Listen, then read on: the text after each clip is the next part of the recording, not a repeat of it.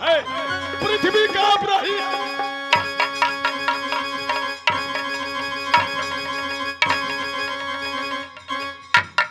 बाबा ये आकाश पाताल धरती या जनता प्यार ये वृक्ष सब कला न डोले है बाबा। दुर्गा मां का मंदिर से हटो। हाँ होय काम कल कल शांत रहो, अभी मैं तुमको बतलाता हूँ। रुक जाओ, घबराओ नहीं।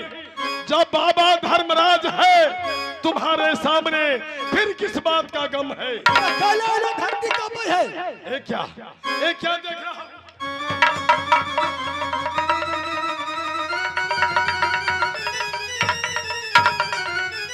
सुनो, घबराओ नहीं। क्या है बाबा? अरे कलयुग का अवतार होने वाला है, कलयुग का अवतार होने वाला है, इसलिए धरती कांप रही है। इसलिए हम लोग प्रभु को नाम को रटन जरूर करो। तो नाम के नाम ही है धरो, न सरे न गले, नहीं हो तो पुराना, दिन दिन बढ़े न घटे कबहू, नहीं आग लगे नहीं चोर ले जाना। जिनके ही सिया राम जी बसे, उनके दर से जमदूत डराना, औरों के घर दर भरे, तुलसी घर राम नाम का खजाना। तो पहले सबसे पहले प्रभु का नाम रटन करो, क्योंकि उमा कहे अनुभव अपना, बिनु हरि भजन जगत सब सपना। इसलिए लेला लेला लेला लेला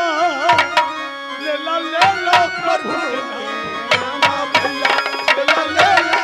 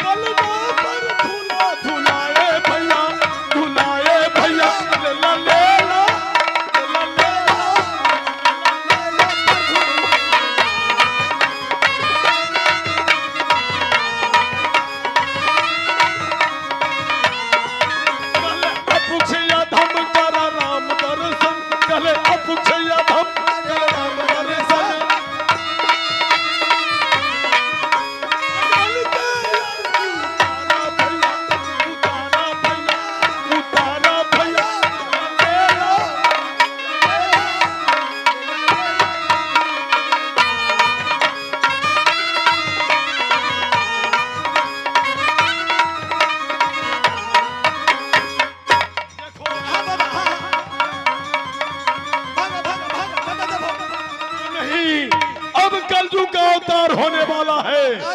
अब हम लोग किसी कंदरे में चल के कट्टा जाओ प्रभु को नाम रटन करेंगे। हाँ, चलो बाबा कहाँ चलोगे? कट्टा जाओ कहाँ चलोगे? हेमगिरी पर्वत के नीचे चलो। अच्छा अब कलयुग देखो, वो देखो कलयुग।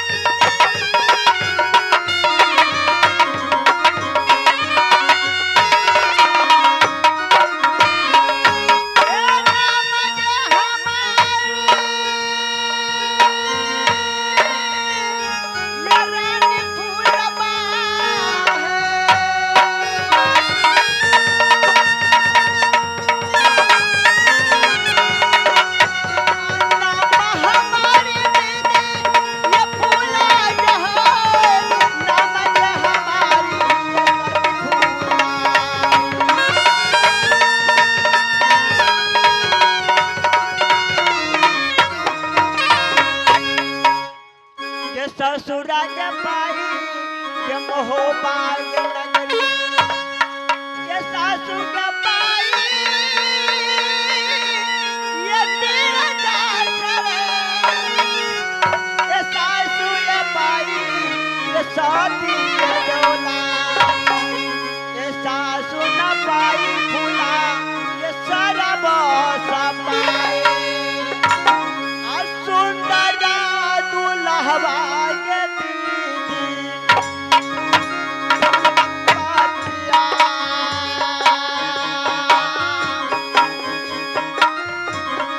सुंदरा दुल्हा पाई है फूलवा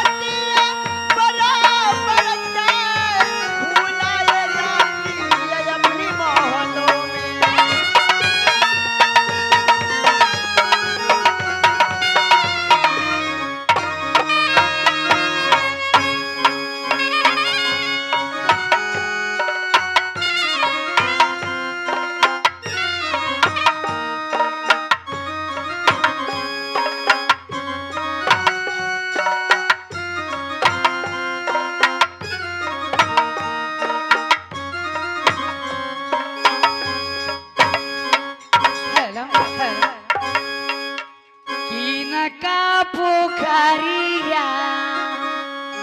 दीदी झीली मिली पनिया कीन का पोखरिया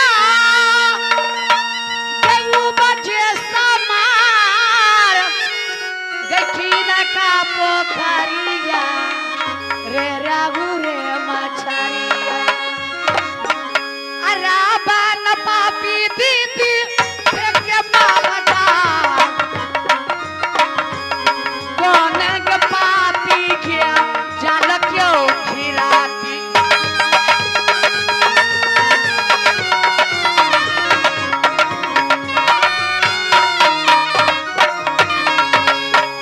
लक्ष्मण पोखरिया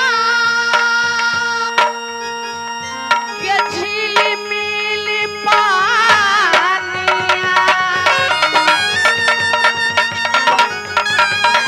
आम पोखरिया के उपजे समार के सीता पोखरिया रे राहु रे मछरिया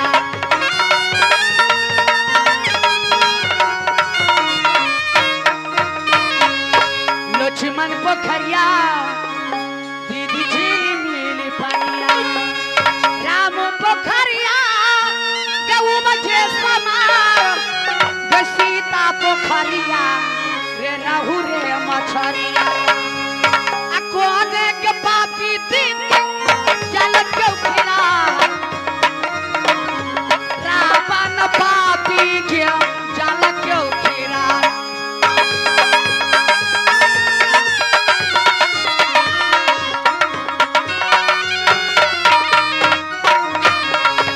के कोना के पापी के जाल क्यों खिराती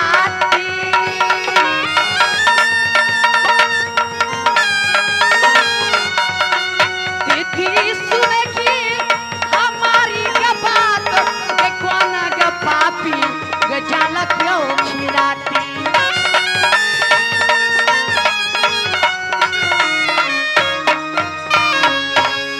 घर जो हमारे किलाए नैना में बीच नैना के बीच मकान बेटी हम कहाँ भी आई गैसा मते बसी के बड़े भैया के नाम ये सो भाई लगते हैं माझिल के नाम बिरलहरा हो गे छोटे के नाम गे दीदी गे बीरा छोटन है मेरे पिताजी काशी नगरी से पंडित जी मंगाकर मेरे नाम क्या उचारे और नाम जो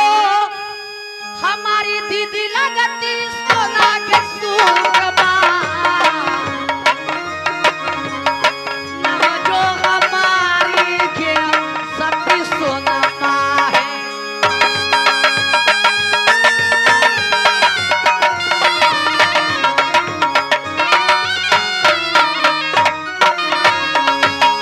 चुनी चुनी नामा के पिताजी रखे हैं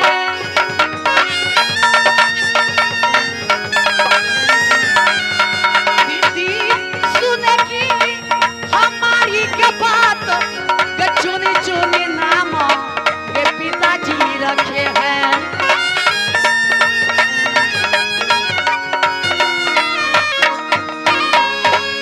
ससुरा जो लगते हैं सहारी मोहबा में ससुर जी के नाम जा सारा हो सासू के नाम सती है देउला है मेरा देवर जी का नाम डाकू उदय सिंह है मैं अपने पिया जी का नाम कैसे लूंगी अब पिया बा के नमुआ के दीदी के कैसे लूंगिया पिया बा के नाम गया कैसे मारी लूंगी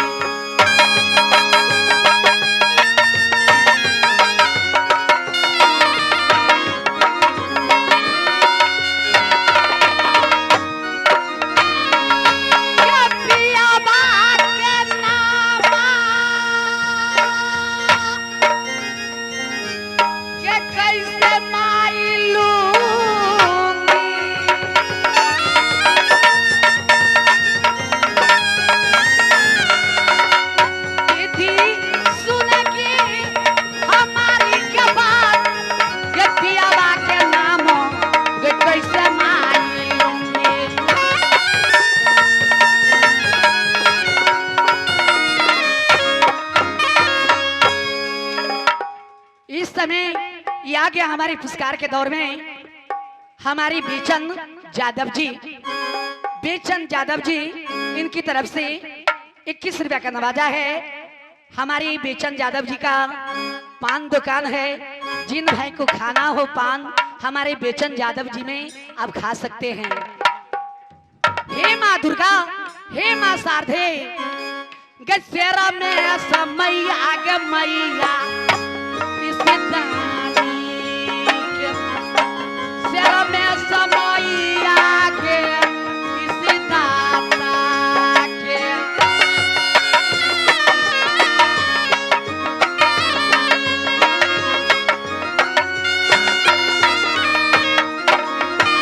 गसेरा में समय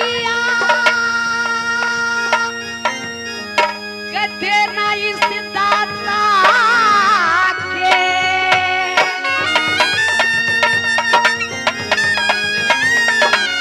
मैया सुनबे के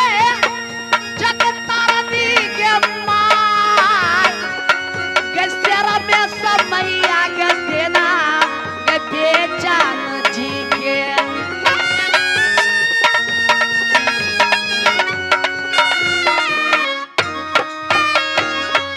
इस समय मैं अपने महल के अंदर में जा रही हूँ क्योंकि मेरे देवर जी इंतजार करते होंगे कि मेरी सोना भाभी गए तो गए कहाँ। अब की है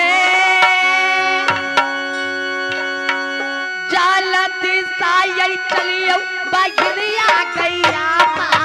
ने महल में जलती साई चलियो बगिरिया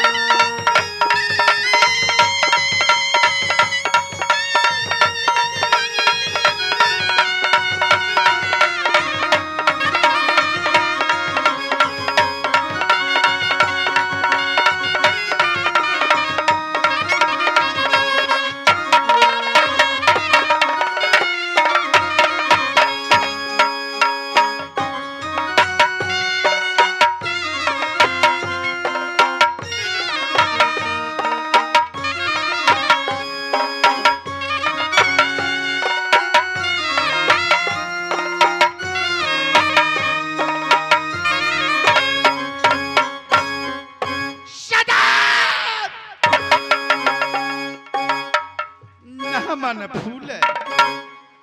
शायरी काहू को न हो मांगे से मौकत भैया को न हो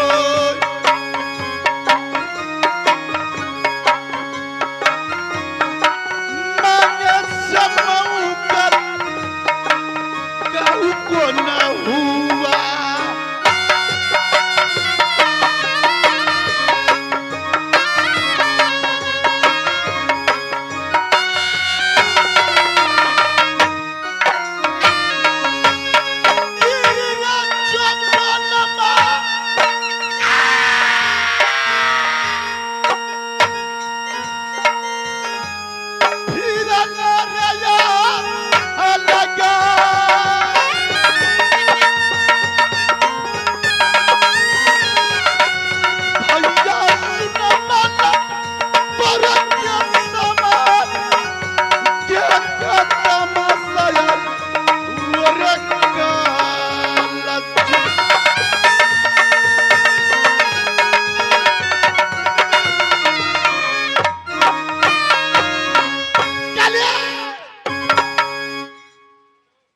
संसार में ढिढोरा पुटा दो। हेलो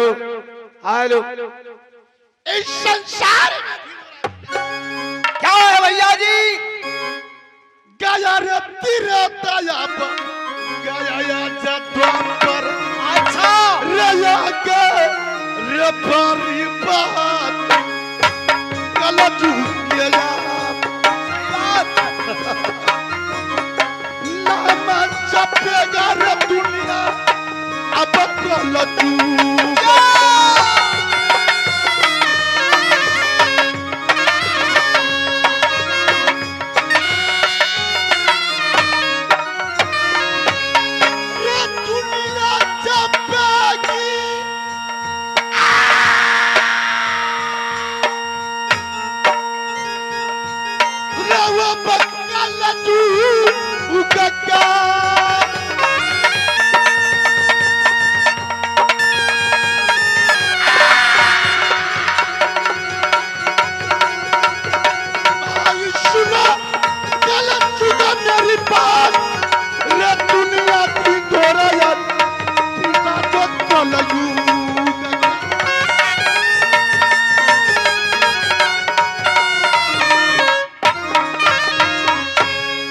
संसार में जितने अच्छा नर हो नारी अच्छा मेरा नाम जपेगा बहादुर इस समय इस संसार के अंदर हाँ जो भी इंसान है नर है नारी है क्योंकि जो भी हमारे भैया जी का नाम नहीं जपेंगे उसने कलयुग का नाम जपना है जो नर ना नर जाप अच्छा जो इस बार इस संसार में कोई नहीं भगवान एक भगवान कलयुग सही बात रे माया रे बेटा यार बाप में चाचा भतीजा यार बाबा दादा में रे देहा मैया गया या बदलिए कलचू का नाम नमया धारा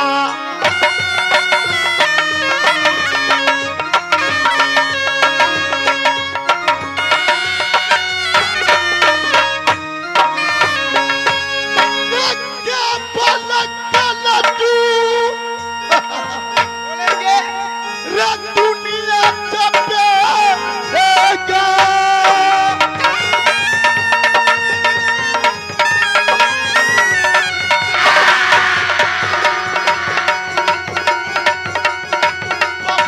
सुनो यार कली मेरी बात रे नाम जपेगा यार वो रंगल चूका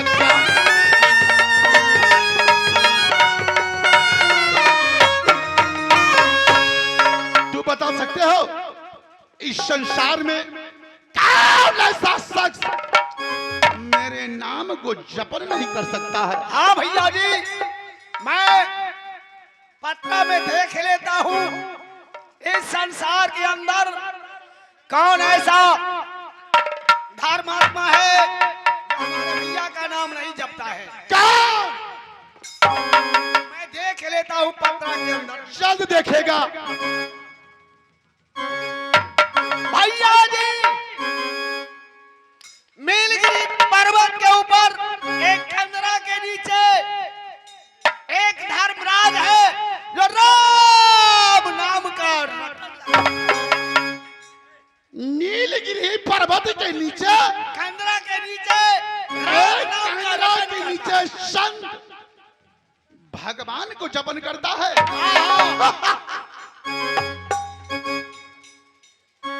ओ महात्मा सोचा नहीं आज कल युग बीत रहा है चलो जल चले खूबसूरत हम ससा